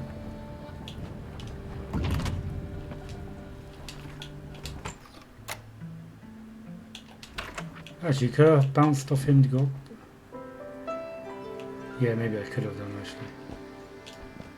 Yeah. And I'll come back to it later. I like the hearth. It felt like a really natural addition. The hearth is the center of the home, figuratively and often literally. And I think it really places us in the middle of the home. Of course, we're still outside, so there's that contradiction that we have throughout the world. Something strange here is the scale is obviously off from Tim, and I guess that's true throughout here with all the really large drawers and stuff like that. But I feel like it's a kind of dissonance that's usually we don't draw as much attention to. It's only a product necessity because you couldn't really depict these things satisfactorily if they were all at Tim's scale, I think. But I guess this is the fantasy world, so the size is a bit mixed up. The early versions of this castle were not as messed up looking. In fact, it was not all busted. It was more intact, but there was a theme of duality with like two windows and like two kind of pieces projecting forward with kind of a staircase going up in between them. And here it's evolved a bit, but we still have the two stained glass windows with the princess facing us and also running away. Overall, this is a lot more destroyed and messed up looking. I'm still getting sort of that naive feeling of the princess solves all my problems. Sure, yeah. Right? It kind of looks like one of those popsicles you break in half. That is two, there's two popsicle sticks. I haven't You seen break those it in out. a long time. Neither have I. That's probably still a thing.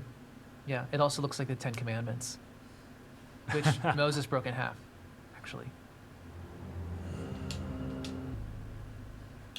Where am I? Cool. I've done those two.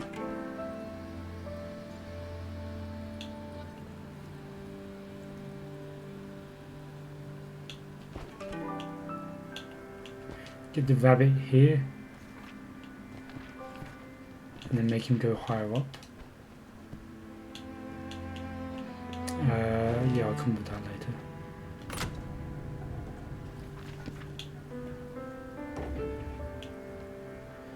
The new fog particles and a new graphic for slowdown ring. The first thing that jumps out to me here that's new, of course, are the fog particles that are hand animated running a frame stack, which is a new thing we're doing in the remake. And it created this whole new style of particles. I guess we had to ask ourselves, is this Braid-like? And I guess we felt it fit in and supplemented nicely the other stuff we had going. And there's more prominent glow from the torches, which I think enhances the atmosphere. Well, and it's also suggestive of the title screen. In terms of the kind of orangey flame Yeah. and everything. Mm-hmm. Well, that's what I'm getting out of it, so put it in the game. I buy it. So when you're talking about the new effects, are you talking about the sort of color cycling I'm seeing on the flames? Yeah, there's the flames have this sort of color cycling. I guess they're just like generating particles with more like hue variance, so it's jittering the color around. And it also is casting on the fog, so it's like a nice combination. The slowdown ring is the central new time game mechanic in this stage, and actually looking at the SD version, I think John just did this himself. I don't remember having much input here, and that kind of like speaks to what development was like on that first one, which is to say just kind of more direct and trying to get the game done, and not everything got like a second look or whatever. We certainly took care overall, but some things like that just went in the game. On the remake, it was all about the polish phase. I mean, I actually prefer the original. entirety of the Braid remaster project was like that last 10%. So You just put it off for a decade. yeah. So there's a new ring that I did build from a lot of particles, and I like it. I don't know if I have anything clever to say about it. I guess one thing about the new slowdown ring is it projects out further. There's like a subtle effect that goes out beyond the obvious bounds of the ring, and it Oh, just yeah. has more differentiated parts Oh, yeah. behave differently. Didn't really notice that before.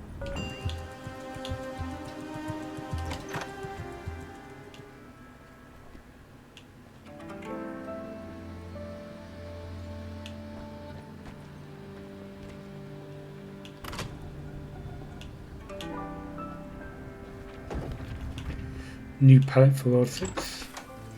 So World 6 doesn't have the most changes as far as like scenery or new additions, but it has one of the biggest pervasive changes, which is the color palette.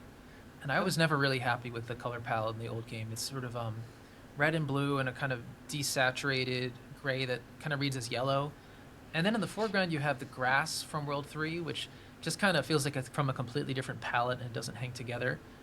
This was an opportunity to right the old wrongs. And I feel that the pinkish purple background with a lot of orange as well and some blue is a lot more harmonious, and the grass brought closer to teal with more blue present. It's just Yeah, hanging together a definitely, lot it's more. better, I definitely. mean, to me, this has a kind of like sumptuousness or something. Like the pink is kind of erotic or something, but then like also kind of this flame feeling and this distant feeling that's still there. It's like a I mean, you say enticing, maybe erotic. Is there maybe like another way of putting that? Maybe seductive, right? Because we're in the thick of it at this point, right? It doesn't get more dangerous than this. yeah, yeah. That's probably a better word, seductive. But it's like it's a city, right? So maybe it would be some kind of like lounge with like low lights and kind of like a slinky atmosphere or something like that. I guess there's sort of a carnival aspect to this lantern thing with the wedding dress inside. This is another case where developing the parallax meant breaking this thing into parts that would move differently. And yeah, there's some art and technique to like breaking it up in a way that's functional so that it doesn't separate and break down when it parallaxes. So the pieces are cut very carefully in areas where there's a horizontal stretch that can move across itself without breaking. And yeah, there's even depth within the chamber there with the wedding dress figure moving separately from its background and separately from its Oh, yeah. foreground. So I don't know, it's kind of an eerie thing, I think. Like it has a kind of strange feeling that it's like watching you or tracking you a little bit. It's a subtle effect. I like this building facade here to the right of the trellis with all the windows. This is a thing that could have just like an overbearing sense of repetition with all those little windows, but it's fragmented and broken up into dissolving into abstraction kind of with the particles in front, causing the windows to sort of shift around or vanish and reappear. Yeah, you can see that motif of like the world dissolving into brushstrokes or dissolving into its elements, working in an interesting way here with these like architectural motifs that have so much regularity to them. Actually, it's harder for me to do architecture. I like working with irregularity, and in fact, like a lot of these architectural things are like kind of organic in a sense because I like to work that way, but it's also referencing the organic stuff earlier in the game and trying to draw contrast.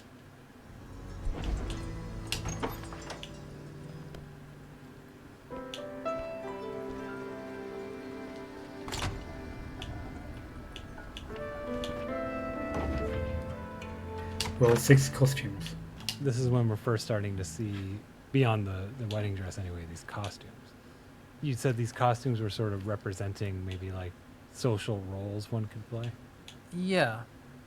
I mean, I think Tim is feeling uncomfortable in his skin or feeling like there's something he has to consciously put on to interact with people. So it's a kind of studied affect maybe, or, you know, just learning mechanically how to interact with people. And so if you're a mailman or an astronaut or whatever, it's kind of a script you run.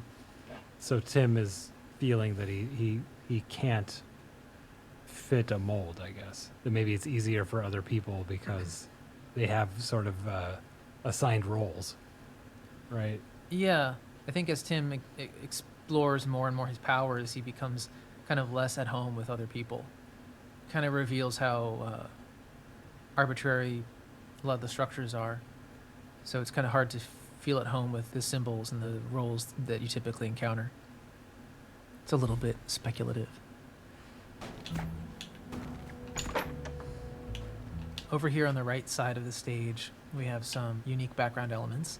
One is a kind of theatrical proscenium, like a stage, with lights shining, but there's no one there. Over here on the right side of the stage, we have some unique background elements. One is a kind of theatrical proscenium, like a stage, with Proscenium. lights shining, but there's no one Never there. heard that word before. Again, this could reference like artificiality. I guess I'm often drawn to like theatrical motifs, and like I wanted to do something like that with the cloud screen, but we didn't. So there's that idea of like putting on an act, performing artificiality, reading your lines. And then to the left of that, a pair of, I mean, I think of these as looking like football helmets with like a mouth guard and a top part, but they're kind of strange and alien looking. I guess, again, just a kind of role. I guess I'm just interpreting my own work right now, but I noticed they're pointing in opposite directions. Maybe this represents a kind of rivalry, maybe. But they're also kind of like balconies or empty spaces that somebody can Yeah, I've inhabit. got a balcony. Yeah, I'm seeing the like theater box seats. when I look Yeah, at yeah. this. That works too. Also seeing pawns or whatever that chess piece is. Yeah, that does look like a rook, I guess. right? Yeah, rook, sure. Never played chess. Okay. But yeah, they look like rooks. They look like rooks. Okay, so you added a ton of these statues here, right? Yeah, so in this stage, this is the end, and that sense of distance and cold remove is stronger than ever. The city is farther away, and there's all this empty space, so it was a good opportunity to put in some castle approach stuff. Now, usually we only put those things in after the puzzles are done, but this is a short stage and there just wasn't room for it. Luckily, there's not much action that happens in the middle of the screen here, so it doesn't conflict or distract a whole lot. Mostly you're doing stuff up above. So these are just more costumes, more social roles. I think it's kind of fun to like put together these very different types, like the priest, the soldier, and then the punk lady after that. Concluding this through line of costumes, we have Tim in his underwear and undershirt, looking caught off guard. And Tim himself is turned into like a statue, with on a podium with a plaque, kind of for observation by others, exposed. Cool. I never saw that. I didn't think of that interpretation, I should say.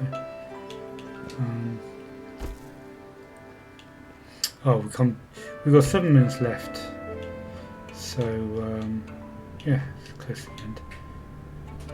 I could get through all this page and then I'm done, I suppose, for the night. The ideas behind World 1's visuals. This world progresses excitingly towards more activity, more chaos, but from here you don't know that. You just see, it looks like, post some kind of destruction, but it's quiet, I think. It's like there's not too much activity. We're just looking at some rubble in the background and a kind of hazy atmosphere. Are there elements of past stages here? Yeah, I think it was John's idea to have this world be kind of a mashup of other worlds, like they were all colliding together. Here the intensity is ramping up a bit and there's more activity in the particles. We have these vapor being kind of sucked into the ground somehow in the sky. Particles are drawing on the clouds and there's kind of a more disrupted, scribbly character to them, and you're beginning to see like particles unmoored from the background, kind of free floating.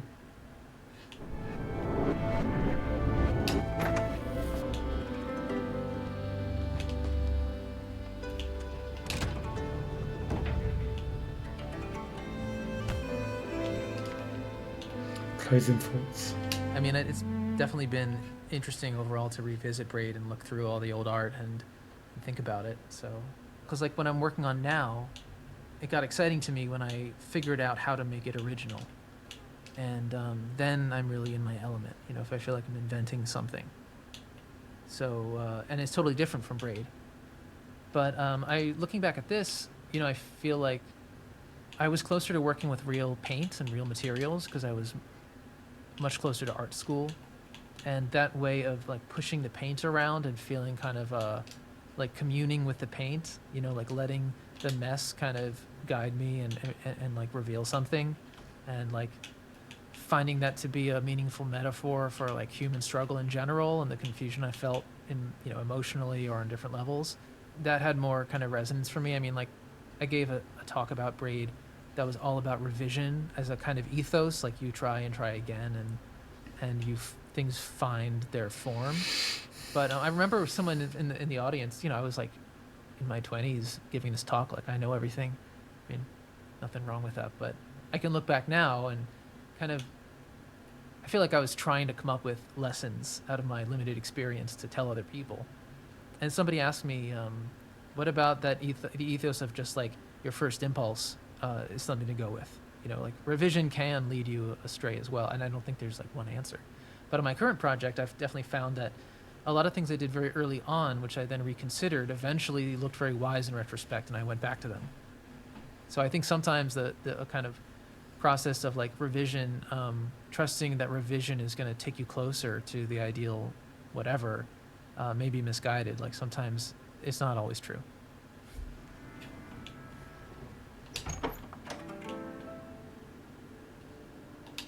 So there's almost maybe a feeling of leaving the castle behind and walking away from it? Because we do have a castle in the background here. Yeah, I think the castle back there is, to me, just another displaced element.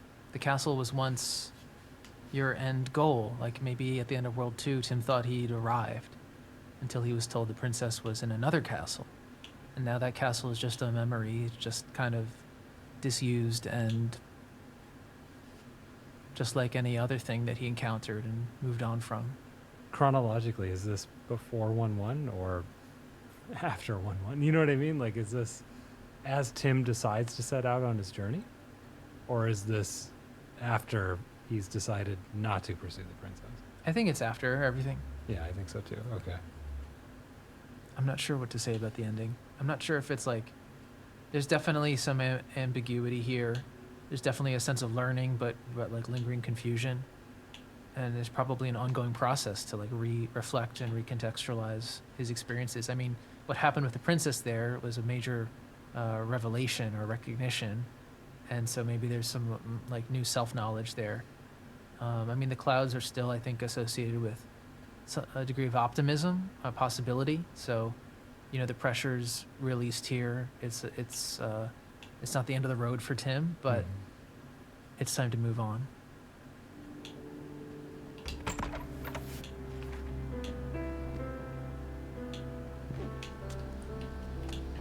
Right, that's this room done. Let's exit the world. Was that all the visuals? I didn't realise it did all the visuals. Still can't get to that room. Maybe I could get the rabbit across here. Oh no, I did get that room, didn't I? I climbed the ladder. Talking about. No, I didn't. No. Maybe I could get the rabbit over here. That's gonna be difficult with this thing.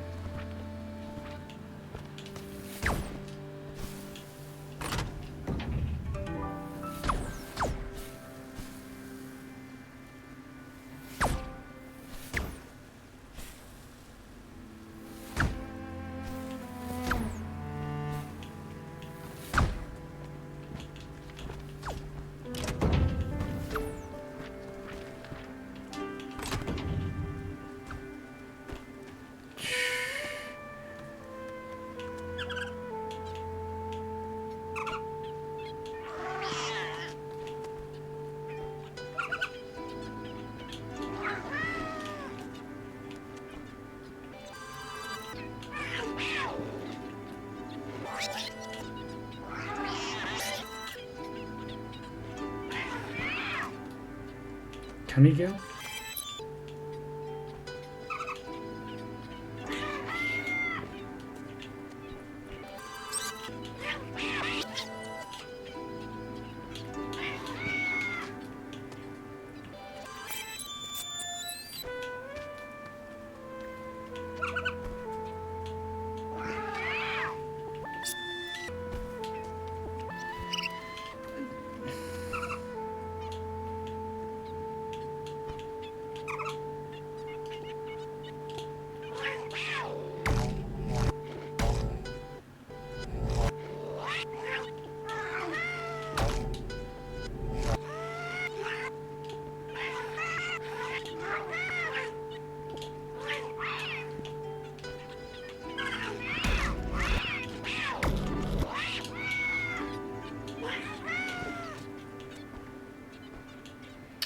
Oof.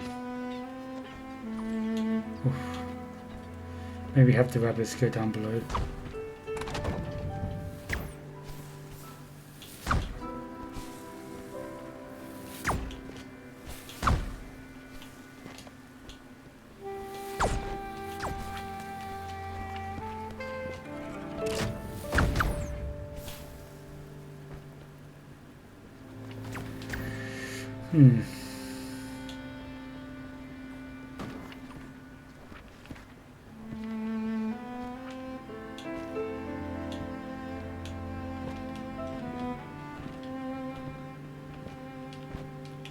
Maybe you could bounce up there. I'll get all the rabbits to go down the origin.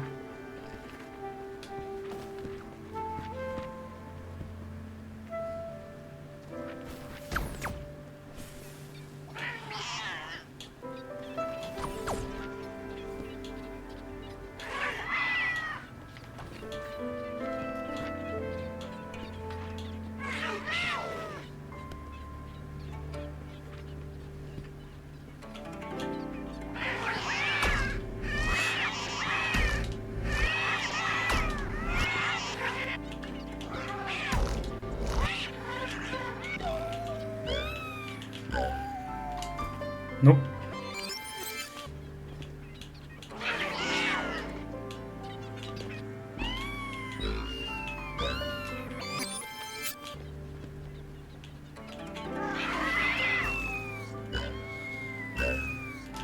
Nah, don't think that's it.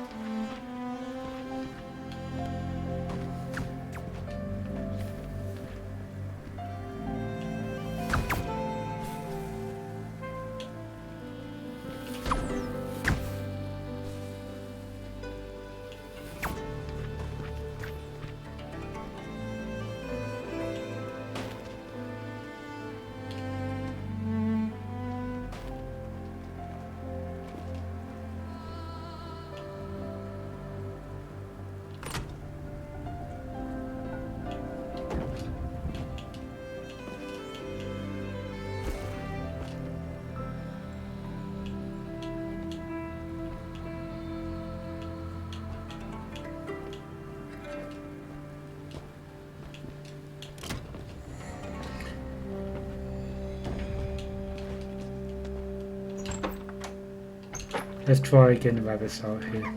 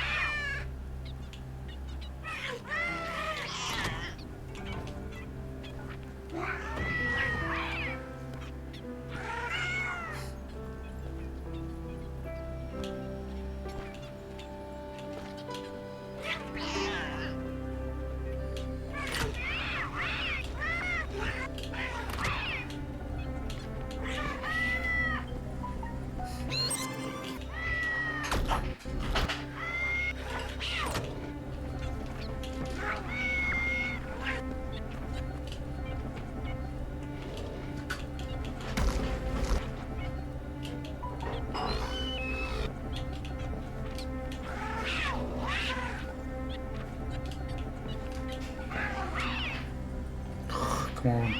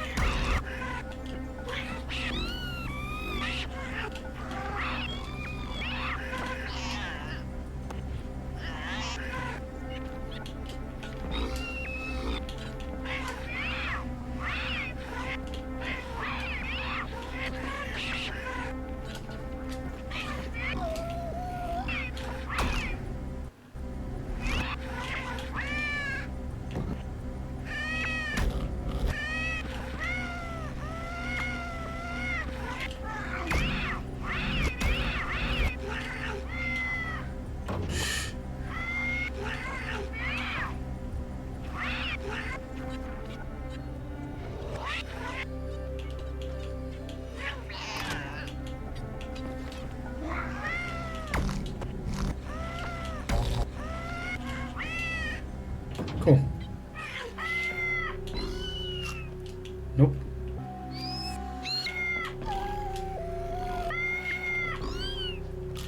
Nope.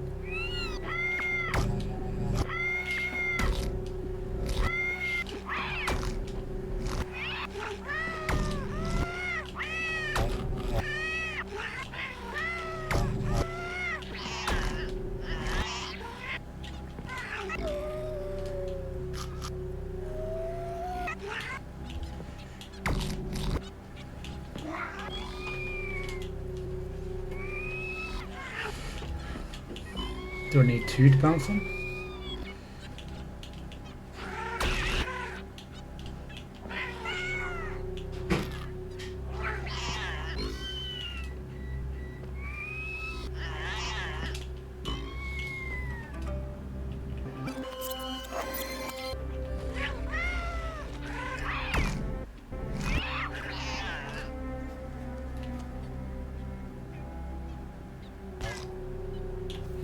Rabbit kills a Goomba.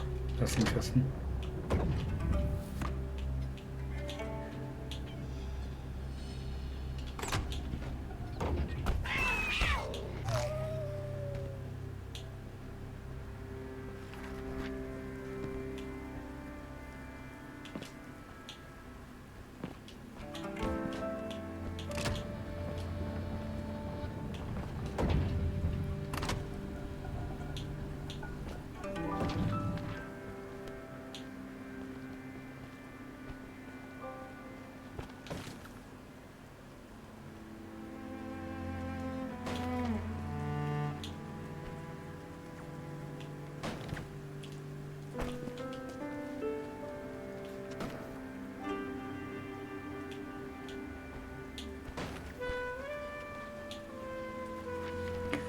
Um,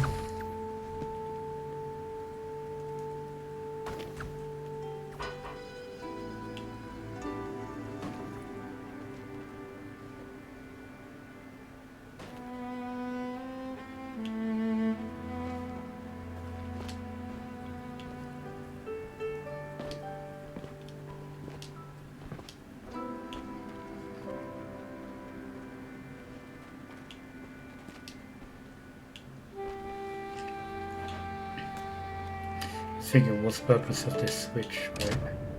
I suppose you have it up so you can actually bounce on the Goomba to get across.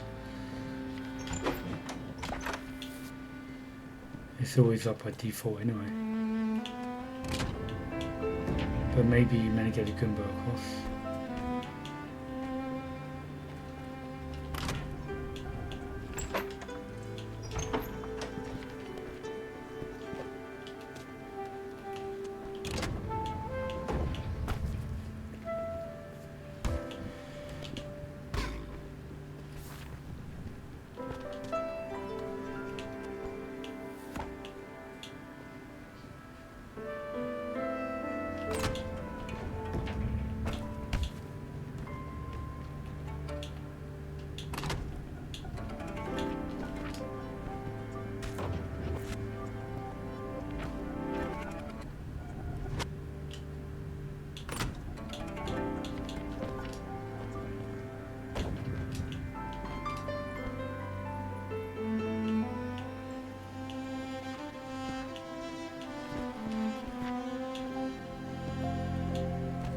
Maybe bounce on the rabbit's head,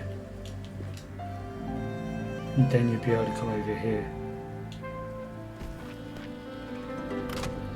and then you can pick him up again, and then he'll be able to walk here.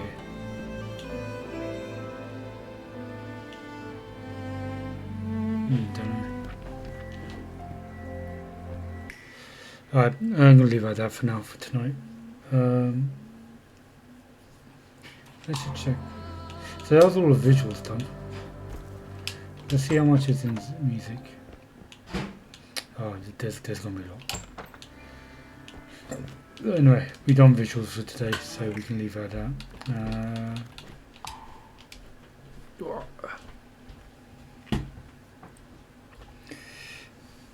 So yeah, thanks everyone for tuning in. Managed to get all of art direction visuals done today, which is cool. Yeah, so next streaming will be Thursday from 6 p.m. to 10 p.m. 6 p.m. to 8 p.m. actually on Thursday. Unless things change, it might go on a bit longer or not. See how it goes. And then I'll be playing W5 Notes possibly. See how that goes. So yeah, if you're watching this on YouTube, feel free to go over to my Twitch and watch me on Tuesdays and Thursdays. And if you're watching me on Twitch, feel free to head over to YouTube to find my back catalogue of games. Also, my list of games I'm playing is changed. I'm basically bringing Deltarune forward, even though I've completed the game before. But the new chapter, people are speculating it might be coming out soon, the new chapter of Deltarune. So I kind of want to have a stream of the previous chapters. So I'm gonna do that ASAP because it might be coming out soon, and I want to get that done before the new chapter comes out. And then also beyond that, I've I've recently got Disco Elysium, so I'll be playing that after Deltarune. So yeah, looking forward to both of those games. Deltarune's one of my favourite games of all time, and I've heard really great things about Disco Elysium. I heard the storytelling is really good, and I heard the art is really good. So looking forward to that. So yeah, that's it from me tonight, and see you guys Thursday. Bye. Bye.